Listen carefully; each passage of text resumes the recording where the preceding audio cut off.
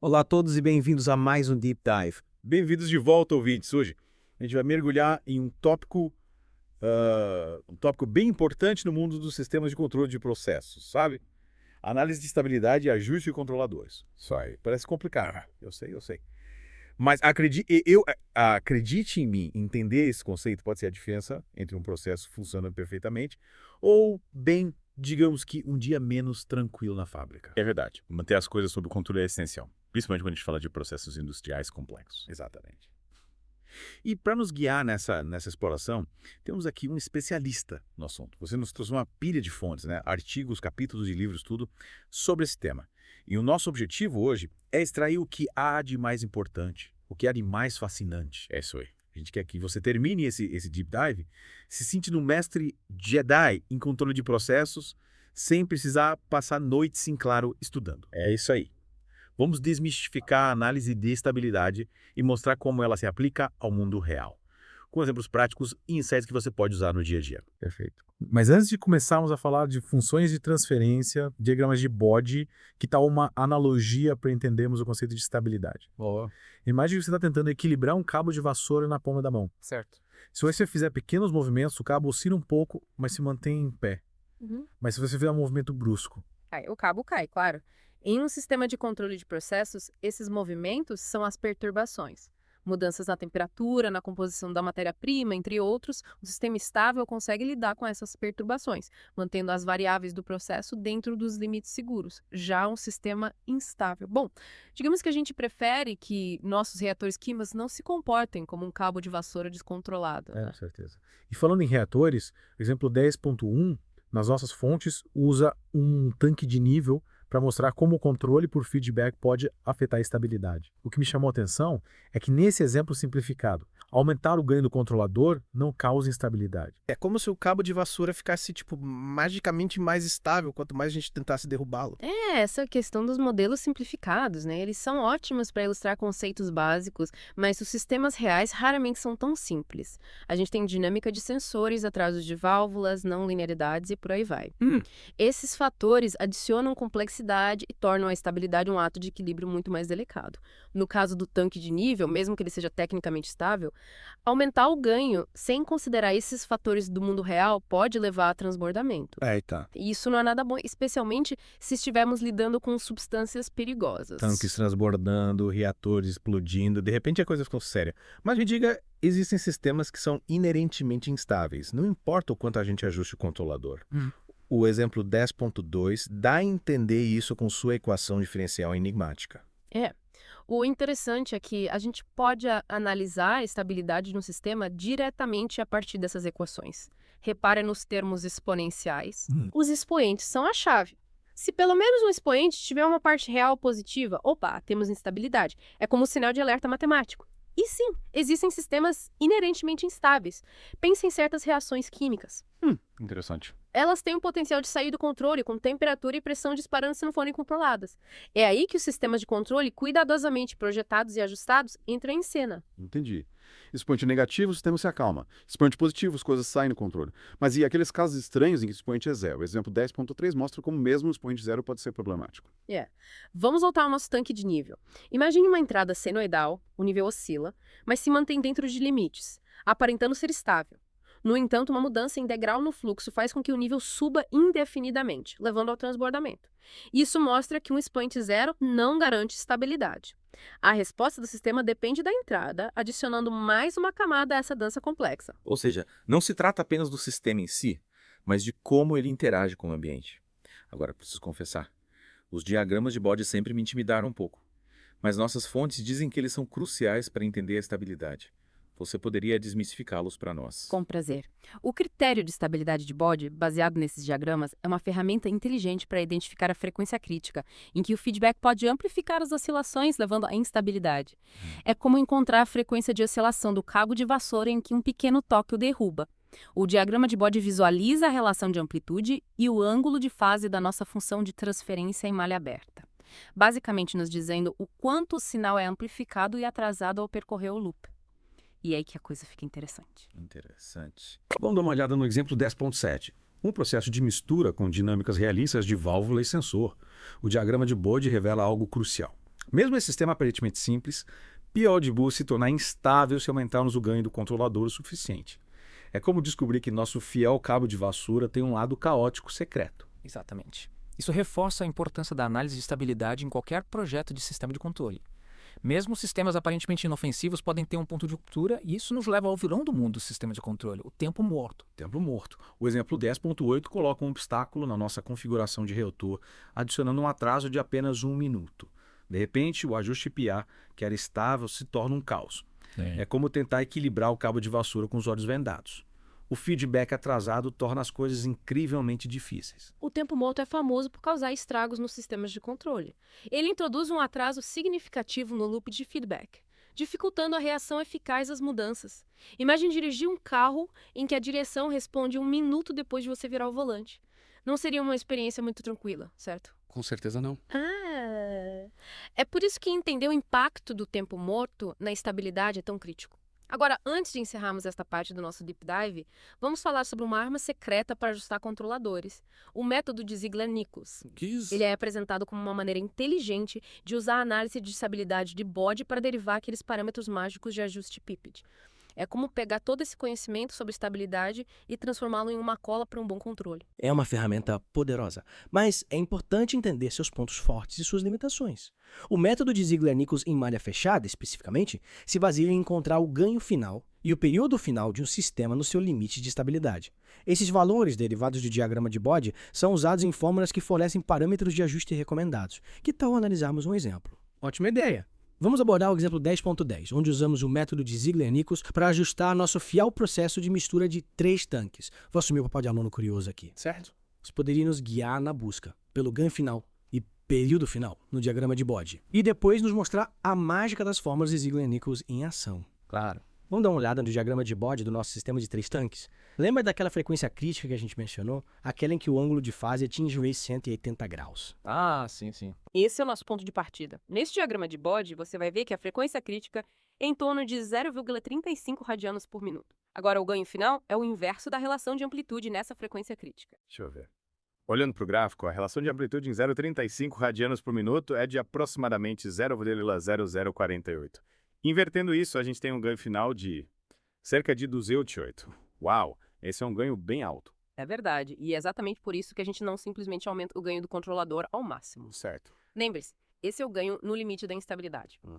As fórmulas de Ziegler-Nichols usam esse ganho final juntamente com o período final, que é simplesmente 2π dividido pela frequência crítica, para calcular parâmetros de ajuste mais razoáveis. Certo, então nesse caso, o nosso período final seria de cerca de 18 minutos. Vamos inserir esses valores nas fórmulas de Ziegler-Nichols e ver o que a gente obtém. Para o controlador PI, a fórmula sugere um ganho do controlador de 94,5 e um tempo integral de 14,9 minutos. Isso é significativamente menor do que o ganho final, o que faz sentido. A gente quer um sistema estável, não um que esteja à beira do caos, né? Exatamente. O método de Ziegler-Nichols fornece um ponto de partida, um conjunto de parâmetros de ajuste projetados para fornecer um desempenho razoável sem empurrar o sistema para perto da instabilidade. Mas lembre-se, ele é baseado em um modelo simplificado. E como já discutimos, os sistemas do mundo real raramente são tão diretos. É como uma receita de bolo. Mesmo que você siga a receita perfeitamente, pequenas variações na temperatura do forno, na qualidade dos ingredientes ou até mesmo na sua técnica de mistura podem afetar o resultado final. E às vezes essas variações podem transformar seu delicioso bolo em um desastre culinário. Uma analogia deliciosa. O exemplo 10.15 explora o impacto dos erros do modelo na estabilidade. E é aí que as coisas ficam realmente complicadas. A gente tem um modelo nominal que é a nossa melhor estimativa da dinâmica do processo. Mas a gente também tem 2 modelos de processo real representando a faixa potencial de variações que a gente pode encontrar na realidade. Se usarmos o ajuste de Ziegler-Nichols com base no nosso modelo nominal, a gente descobre que um dos nossos modelos de processo real permanece estável, enquanto o outro se torna instável. Eita! Então, mesmo com a margem de segurança aparentemente razoável, os erros do modelo ainda podem levar à instabilidade. Isso é preocupante. Isso destaca a importância de considerar a incerteza do modelo no projeto do sistema de controle. Métodos de ajuste como o Ziegler-Nichols podem fornecer um bom ponto de partida, mas a gente não deve confiar cegamente neles. A gente precisa estar ciente das variações potenciais e ajustar nosso ajuste de acordo. É aqui que entram conceitos como margem de ganho e margem de fase. Margem de ganho e margem de fase. Poderia explicar melhor esses conceitos? Eles parecem importantes para lidar com essa incerteza. Claro. A margem de ganho nos diz o quanto o ganho do processo pode aumentar antes que o sistema se torne instável. Uma margem de ganho de 2, por exemplo, significa que o ganho pode dobrar antes de atingirmos o ponto crítico. A margem de fase, por outro lado, nos diz quanto atraso de fase adicional o sistema pode tolerar antes de se tornar instável. Então, se a gente antecipar erros significativos no modelo, a gente pode querer almejar margens de ganho e fase maiores para adicionar essa camada extra de robustez. É como adicionar suportes extras ao cabo de vassoura para dificultar a queda. Uma ótima maneira de visualizar isso é criar um diagrama de bode que englobe toda a gama de modelos possíveis, não apenas o nominal. No exemplo 10.15, a gente vê que a faixa de relações de amplitude e ângulos de fase, com base nos nossos 2 modelos de processo real, cria uma espécie de envelope no diagrama de bode. Isso nos ajuda a ver quanta variabilidade a gente precisa levar em conta e pode nos levar a reajustar nosso controlador, talvez aceitando um desempenho um pouco menos agressivo em troca de uma maior tolerância a erros do modelo. Entendo. É um compromisso entre desempenho e robustez, certo? Um controle agressivo pode nos dar uma regulação precisa, mas nos deixa mais vulneráveis a erros do modelo. Uma abordagem mais conservadora pode sacrificar algum desempenho, mas nos dá mais tranquilidade. Falando em abordagens práticas, há outro conceito intrigante apresentado em nossas fontes. A abordagem de temporização experimental. É quase como uma versão do mundo real da análise de estabilidade de bode. Parece interessante. Como a gente determina experimentalmente os limites de estabilidade de um sistema? A gente precisa de uma equipe de cientistas medindo meticulosamente as variáveis, enquanto ajustam o ganho do controlador até que algo exploda. Calma, não precisamos de explosões. Essa técnica é chamada de ciclagem contínua. Essencialmente, a gente começa com um controlador apenas proporcional e aumenta lentamente o ganho enquanto observa a resposta do sistema a uma pequena mudança no ponto de ajuste. Então, estamos essencialmente tentando provocar o sistema a oscilar. Com cuidado, é claro. Exatamente. Se o sistema for estável, ele se acalmará rapidamente ou exibirá oscilações amortecidas. Em seguida, aumentamos o ganho e repetimos o processo. À medida que nos aproximamos do limite de estabilidade, essas oscilações se tornam cada vez menos amortecidas. Finalmente, chegamos a um ponto em que o sistema oscila com uma amplitude constante, sem crescer nem decair. Esse é o nosso ponto ideal. O ponto em que o sistema está bem na beira da instabilidade. Precisamente. O ganho neste ponto é o nosso ganho final. E o período dessas oscilações sustentadas é o nosso período final. Podemos, então, inserir esses valores nas fórmulas de Ziegler-Nichols para obter nossos parâmetros de ajuste iniciais. É uma maneira inteligente de contornar a necessidade de um modelo detalhado, deixando o próprio sistema revelar suas características de estabilidade. É como se o sistema estivesse nos dizendo, ei, até aqui que você pode me empurrar antes que eu perca o controle. E essa é uma informação incrivelmente valiosa. Mas, como vimos no exemplo 10.16, esse método pode ser bastante perturbador para o processo, né? Provocar continuamente oscilações para encontrar esse limite de estabilidade não é exatamente ideal em um ambiente de produção, de fato. Embora perspicaz, a ciclagem contínua é frequentemente impraticável para aplicações do mundo real. É mais uma ferramenta conceitual ajudando-nos a entender a ligação entre a análise de estabilidade e o ajuste do controlador. Certo. Ela nos lembra que a estabilidade é apenas uma peça do quebra-cabeça. O sistema pode ser estável e ainda ter um desempenho ruim. O exemplo 10.17 ilustra bem esse ponto, mostrando como o desempenho do nosso sistema de 3 tanques se degrada quando confrontado com uma perturbação mais rápida. Embora o sistema permaneça estável, sua capacidade de rejeitar a perturbação é prejudicada.